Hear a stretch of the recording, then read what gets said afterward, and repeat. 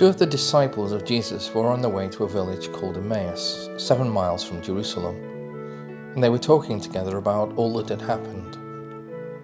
Now as they talked this over, Jesus himself came up and walked by their side, but something prevented them from recognizing him. He said to them, "What matters are you discussing as you walk along?" They stopped short, their faces downcast.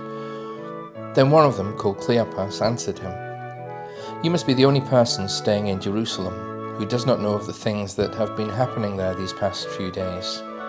"What things?" he asked. "All about Jesus of Nazareth," they answered, "who proved he was a great prophet by the things he said and did in the sight of God and of the whole people, and how our chief priests and our leaders handed him over to be sentenced to death and had him crucified.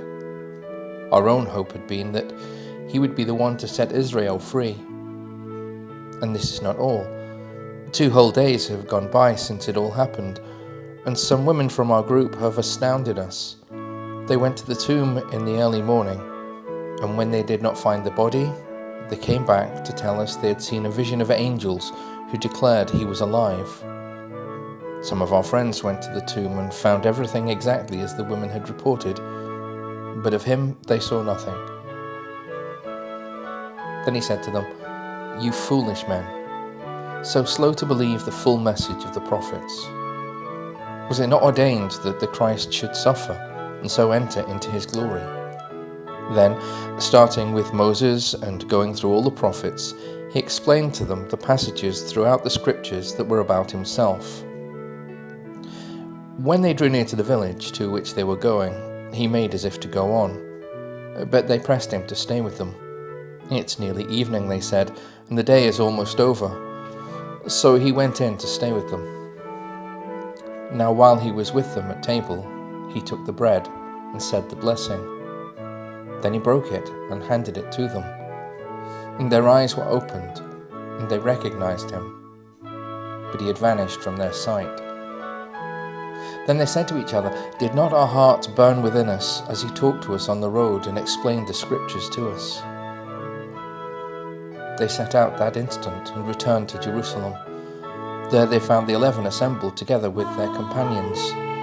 He said to them, "Yes, it is true, the Lord has risen and has appeared to Simon." Then they told their story of what had happened on the road and how they had recognized him at the breaking of the bread.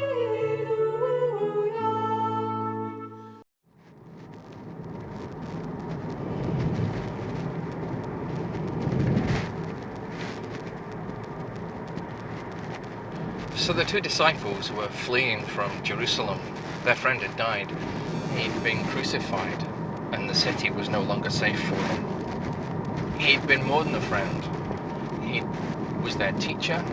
He was their leader. He was their inspiration. He was the one in whom they'd placed all their hope for a brighter future, a better future, the future that their religion and their society had always promised them. And now he was dead, killed by the authorities. The city was no longer safe. It's not how it was meant to be. Many of those who'd followed him turned against him in the end, and those who didn't, well, they'd gone into hiding, or they were fleeing, like these 2.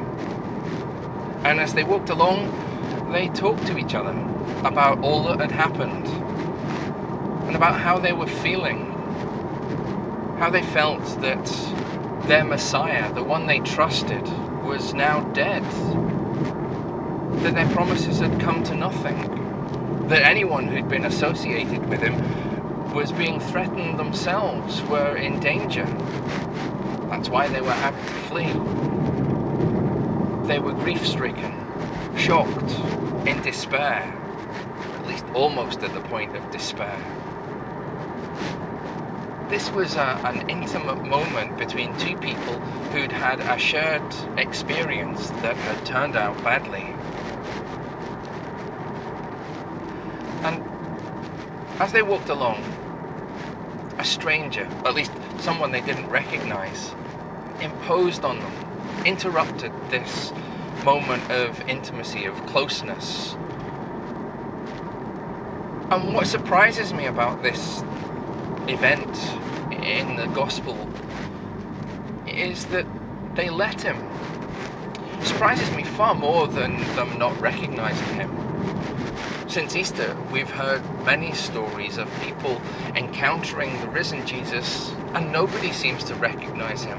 I'm not surprised by that anymore. No, what surprises me is that in this moment of fear, when they don't want anyone to recognize them as disciples of the now dead Jesus, they allow this stranger to join them and they open their hearts to him. They talk about their disappointment, their despair, their hopes that have now been dashed. They talk about their discipleship and their longing. And he listens. And when they finish talking, the stranger calls them fools and says, "You never really knew Jesus, and you don't understand what he did and said." And they listen. They let the stranger say this. The stranger who, when they first met, didn't seem to have any knowledge of Jesus at all. But now he seems to be the expert. And they listen. They listen to what he has to say. That's what surprises me. They have an openness to hearing truth, even when truth comes from the most unexpected of sources and comes to them in the most difficult of situations, the most difficult of times. They listen. They have that openness. Openness that allows them to hear truth and to find life in that truth, even in a time of despair. You know, maybe that openness is what led them to become disciples in the first place, able to listen to Jesus and hear the truth of God and his kingdom, a truth that is so different to the truths that they'd grown up listening to in their society, in their Jewish world. Different from their expectations, to accept him as their Savior, their Messiah, when he is so different to how a Messiah was supposed to be, behaved so differently, so humbly, compared to the all-powerful Messiah that was going to turn the world upside down. Maybe we could all do with something of that openness to truth, even when it comes from people that we don't want to hear it from, don't expect to hear it from. Even when it challenges us, even when it doesn't fit with how we would expect things to be. Like the two disciples on the road, we too are living with fear and uncertainty at the moment. Many are living with grief. We are called to discover that life-giving hope, that life-giving love that is being seen all around us. Seen perhaps in the most unexpected of people and the most unexpected of places.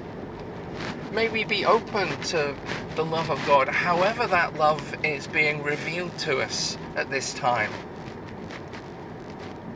May our hearts be set aflame with the love of God, the love God has for all of us.